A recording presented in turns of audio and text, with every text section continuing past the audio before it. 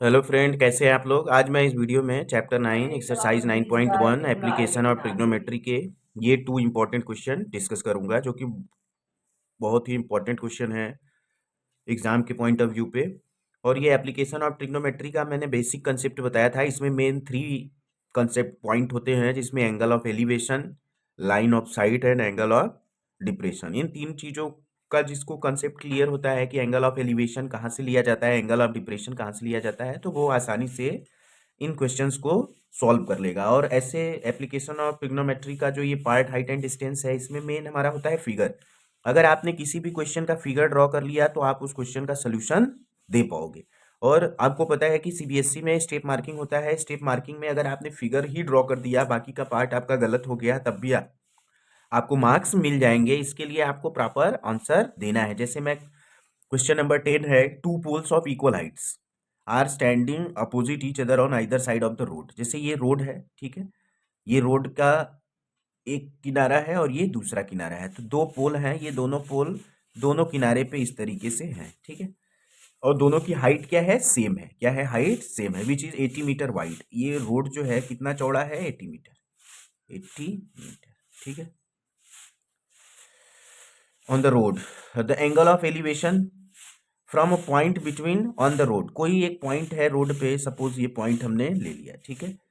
The angle of elevation of top of the poles are 60 and 30। एक का इस point से एक टावर का एंगल ऑफ एलिवेशन 60 हो रहा है और एक का 30 हो रहा है। Find the height of the poles. Find the height of the poles. ये सी है, ये डी है और ये ई है, ठीक है। गिवन हमको क्या क्या है, वाइड ऑफ रोड। फिगर में क्या है, रोड का चौड़ाई एडी, इसका वैल्यू कितना है, 80 मीटर, ठीक है। एंगल ए सी बी है ना, वो कितना है, 60 डिग्री। एंगल डी सी ई कितना है, 30 डिग्री, ठीक है। फाइंड क्या करना है हमको, हाइट ऑफ, ये मान लिया हमने हाइट क्या है, एच है, ठीक है। हाइट ऑफ पोल्स, पोल की हाइट।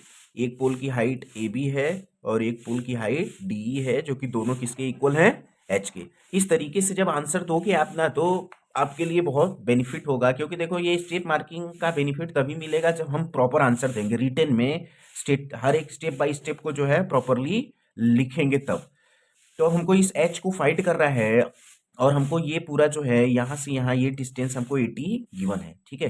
तो हम अब इसमें हमको ये एडी फाइंड कर, एडी तो गिवन है, हमको ए बी फाइंड करना है। तो किसी भी ट्रायंगल में अगर हम बात करते हैं, इन ट्रायंगल,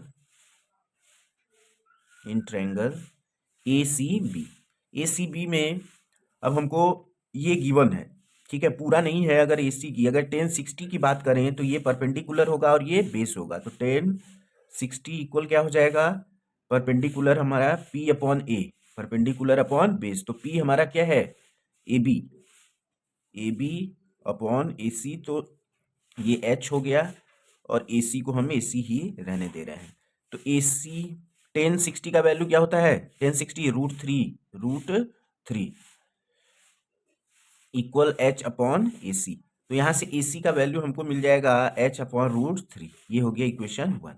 अब हम इन ट्रायंगल इसमें डी सी ई की बात करें, डी सी ई, इसमें 30 ये है, ये तो 1030 की बात करेंगे तो इसके लिए परपेंडिकुलर क्या होगा, डीई, क्या होगा, डीई, और बेस क्या होगा, डीसी। तो डीई हमारा एच है, ये फाइंड करना है, और ये हमारा डीसी हो गया। 1030 1/√3 इक्वल एच अपॉन डीसी, ठीक है।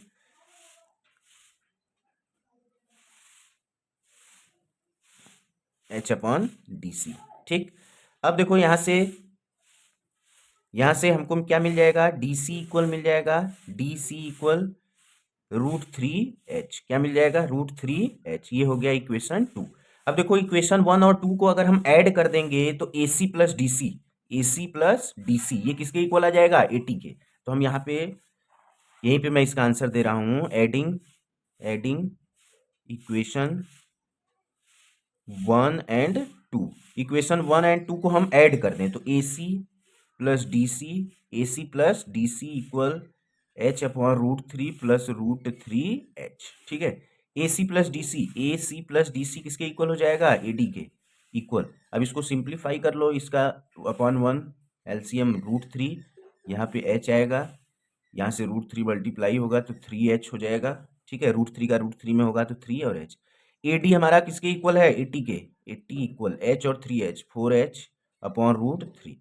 अब ये जाके √3 इधर मल्टीप्लाई होगा, 80 √3 इक्वल 4H, या हम लिख सकते हैं 4H इक्वल 80 √3, या H इक्वल 80 √3 अपॉन 4। तो ये डिवाइड होगा तो 20 √3। ठीक है, तो हाइट ऑफ पोल्स कितना हो गया?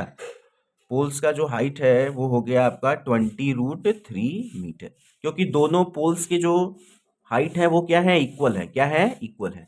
अब देखिए आपके सामने ही मैंने इस क्वेश्चन का सोल्यूशन दिया, कुछ नहीं किया, बस मैंने फिगर ड्रॉ कर लिया। फिगर हमने ड्रॉ कर लिया, बाकी जो कुछ भी गिवन था, ठीक है, उसका हेल्प लेते हुए हमने क्वेश्चन का सोल्यूशन दे लिया। तो हाइट एंड डिस्टेंस के जो क्वेश्चन होते हैं वो बेसिकली आप ट्रेस कर लो उसका फिगर। जैसे ही आप उसका फिगर ड्रॉ कर लोगे, बाकी की चीज़ों का यूज़ करोगे आप, तो आप आंसर तक पहुंच जाओगे। बहुत ही आसान क्वेश्चन होते हैं एप्लीकेशन ऑफ ट्रिग्नोमेट्री के। तो अब मैं क्वेश्चन नंबर 14 का सोल्यूशन दे रहा हूँ। सोल्यूशन 14 नंबर क्वेश्चन भी बहुत आसान होता है। इसमें केवल आपको केयर क्या करना होगा वो मैं अभी फिगर में बता दूंगा। इसमें क्या है कि एक गर्ल है, वो एक बलून को क्या कर रही है? बलून को उड़ा रही है, moving with the wind in a horizontal. जैसे यहाँ पे ये लड़की है, ये लड़की यहाँ पे है, बलून को ऐसे उड़ा रही है। ठीक है, ये बलून है। फिर यहीं से ये बलून जो है यहाँ चला जा रहा है। ग्राउंड हमारा ये है। ठीक है, ग्राउंड हमारा ये है, और ये बलून जो है कितने हाइट पे है ये भी गिवन है, 1.2 मीटर टॉल। ये जो हाइट ऑफ गर्ल है वो कितना है? 1.2 मीटर। ठीक है, ग्राउंड हाइट जो है। और हमारा जो बलून है वो 88.2 मीटर हाइट पे है। 88.2 मीटर हाइट पे बलून है। ठीक है, the balloon eyes girl at any instant is 60 degree. इसका जो पहले जो ये एंगल था ये कितना था? 60 डिग्री। ये हमारा कितना है? 60 डिग्री। फिर जो है एंगल कितना कम हो जा रहा है? कितना हो जा रहा है? 30 डिग्री। तो देखो एंगल जब एलिवेशन रिड्यूस होने का मतलब है कि जो हमारा बलून है वो थोड़ा सा क्या होगा? थोड़ा सा यहां से दूर जाएगा। जब दूर जाएगा इसकी जो है, तो एंगल ऑफ एलिवेशन क्या होगा? क्या होगा? कम होगा। Angle of elevation of the balloon from the eye girl इतना distance after some time the angle of elevation reduces to 30 degree. ये कम हो जा रहा है। ठीक है, तो हमको फाइंड क्या करना है? Distance travelled by the balloon. देखो ये distance travelled by the balloon यही है, इसको हम x मान लेते हैं। ठीक है, इसको मान लिया हमने a, ये हमारा पॉइंट हो गया b। ठीक है, ये पॉइंट हमारा हो गया c, ये पॉइंट हमारा हो गया d, और ये हमारा हो गया e। ठीक है, हमको ये फाइंड करना है कि पहले बलून यहाँ पे है, मतलब यहाँ पे है, लेकिन हॉरिजॉन्टली ये यहाँ प्लेस्ड है। फिर जब बलून यहाँ हो जा रहा है तो हॉरिजॉन्टली इसका लोकेशन यहाँ हो जा रहा है। तो ये हमको फाइंड करना है कि कितना डिस्टेंस बलून ने ट्रेवल किया। तो आपके पास जो है गिवन है, देखो ये ग्राउंड हमारा ये है, ये ग्राउंड है। ये जो कुछ भी लिया जा रहा है वो आई साइड, जो गर्ल है उसके आई से लिया गया है। तो हम इसमें ये ट्रायंगल में काम करेंगे। इन गिवन क्या क्या है हमको? गिवन है height of balloon, height of balloon वो कितना है? 88.2 मीटर। ऐसे आप लिख देते हो तो भी अच्छा है। Height of height of girl, height of girl कितना है? 1.2 मीटर। ठीक है, अब देखो फाइंड क्या करना है? Distance travelled by balloon x, ये हमको फाइंड करना है। तो इन ट्रायंगल, पहले हम ट्रायंगल ए बी ई में बात करते हैं। ए बी ई में 10 30 की बात अगर करें, देखिए ये 30 है, इसके लिए परपेंडिकुलर बीई हो जाएगा, बीई। और बेस हमारा क्या हो जाएगा? नहीं, 10 30 के लिए परपेंडिकुलर हमारा क्या होगा? डीसी। क्या हो जाएगा? डीसी। अपॉन में क्या हो जाएगा? DC upon AC. DC upon AC। DC का वैल्यू क्या आएगा, देखिए ये पूरे हाइट 88.2 है और यहाँ से यहाँ तक की हाइट, ये गर्ल की हाइट कितनी है 1.2 मीटर, ठीक है।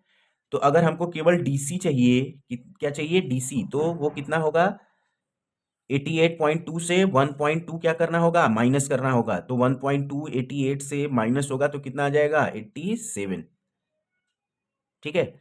AC, AC हमारा पूरा पूरा हम AC को AC ले लेते हैं, ठीक है। 1030 किसके इक्वल है 1/√3 इक्वल 87 अपॉन AC। तो AC हमारा क्या हो जाएगा 87√3, ठीक है। ये हमको आ गया AC, ये हो गया इक्वेशन 1, ठीक है। अब हम बात करते हैं इन ट्रायंगल ABE हो गया, ACD, ये हमने ACD में बात किया था। अब हम बात करेंगे इन ट्रायंगल ABE में। तो ABE में 1060 होगा, ये पूरा एंगल 1060 है, तो इसके लिए परपेंडिकुलर क्या होगा BE और बेस हमारा क्या होगा AB। 1060√3, BE का वैल्यू सेम यही है 87 आएगा। अभी हमने देखा कि ये पूरी हाइट जो है यहाँ से यहाँ 88 है और ये गर्ल की हाइट 1.2 है, माइनस होगा तो यहाँ से यहाँ 87 आएगा AB। तो AB इक्वल क्या हो जाएगा 87√3, नहीं 87 अपॉन में √3, ठीक है। ये हो गया इक्वेशन 2। हमको चाहिए क्या BC, क्या चाहिए BC। तो देखो AB में से ये जो AC में से अगर AB को माइनस कर देंगे तो BC आ जाएगा ना। ध्यान से देखना फिगर में, AC में से अगर AB को माइनस कर देंगे तो BC आ जाएगा।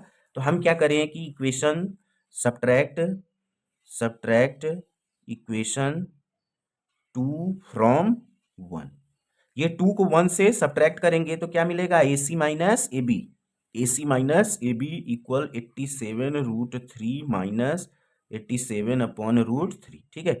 AC माइनस AB किसके इक्वल हो जाएगा BC के। अब यहाँ इसको सॉल्व करेंगे, LCM √3, ये इसमें मल्टीप्लाई होगा तो 87 इंटू 3 माइनस यहाँ 87 होगा।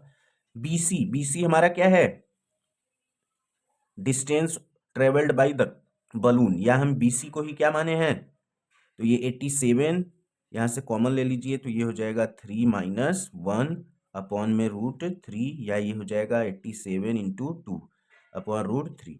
इसमें हम √3 से ऊपर नीचे मल्टीप्लाई कर लेते हैं, ठीक है। तो BC इक्वल 87 इंटू 2 इंटू √3, ये मल्टीप्लाई होके 3 होगा, डिवाइड करते हैं 3 2 जा 6, 3 9 जा 27, BC इक्वल 29 का 2 में मल्टीप्लाई होगा 58√3। ये BC या X इक्वल हमारा क्या हो जाएगा 58√3 मीटर। ये जो X है यही distance travelled by the balloon है। तो distance travelled by the balloon equal क्या हो जाएगा 58√3 मीटर, ठीक है। Distance travelled by the balloon equal 58√3 metre. तो देखो इस तरीके से ये क्वेश्चन का हमने आंसर दे दिया, बहुत आसानी से देख लो, आपके सामने ही मैंने आंसर दिया है। आपको लग रहा था कि क्वेश्चन बहुत टफ है, बस थोड़ा सा इसमें कैलकुलेशन होता है। फिगर ड्रॉ करने के बाद मेनली इसमें क्या है कैलकुलेशन। अब जैसे हमने इस तरीके से कर लिया कि इसमें AC माइनस AB कर लिया, तो ये फिगर बनाने के बाद थोड़ा सा आपको अपना दिमाग चलाना होगा कि मैं क्या कर दूं। देखो जिस कैलकुलेशन आपको अपना अच्छा करना होगा, मैथ में कैलकुलेशन अच्छा होता है और थोड़ा आपके अंदर विजन होना चाहिए। विजन का मतलब कि 2-4 स्टेप आप आगे देख सको। जब आप 2-4 स्टेप आगे देखते हो तो आप उसी प्रोसेस को फॉलो करके आगे बढ़ते हो तो आप इजिली सोल्यूशन फाइंड कर लेते हो। और देखो बोर्ड एग्जाम में हमारा टाइम भी मैटर करता है, तो आपको टाइम तभी आप बचा पाओगे, या जो गिवन टाइम है उसमें आप सारे क्वेश्चन सॉल्व कर पाओगे जब आपका अप्रोच सही होगा। और अप्रोच आपका सही तब होगा जब आप बार बार चीज़ों का प्रैक्टिस करोगे। Okay guys, thank you.